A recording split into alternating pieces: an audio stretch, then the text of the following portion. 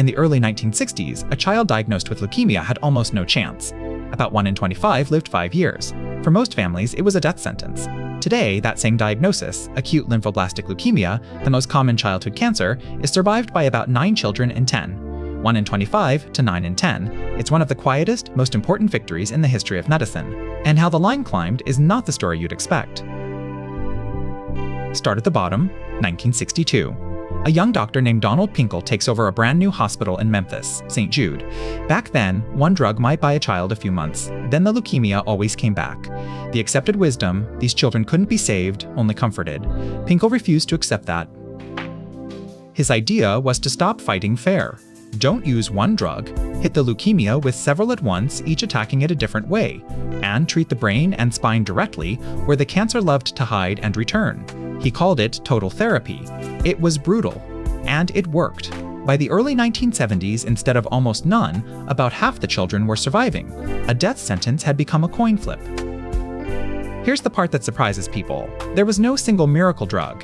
In 1975, survival was 57%. What pushed it higher was slow, unglamorous work. Tens of thousands of children enrolled in shared clinical trials, every protocol tuned a little better than the last. 75% in the 80s, 85 through the 90s, 90 by the 2000s. The engine of this curve wasn't a breakthrough you've heard of. It was a generation of careful, cooperative science. Now, the famous names. There's Gleevec, a targeted drug, in 2001. And in 2017, CAR T-cell therapy, reprogramming a child's own immune cells to hunt the cancer, at a list price of about $500,000. They sound like the reason for the rise, but look at the timing. The line had already reached about 90% before either one arrived for children. Gleevec helps one small genetic subtype. CAR T-cell therapy is a last resort for the few who relapse. They're a lifeline at the frontier, but they came after the climb, not before it.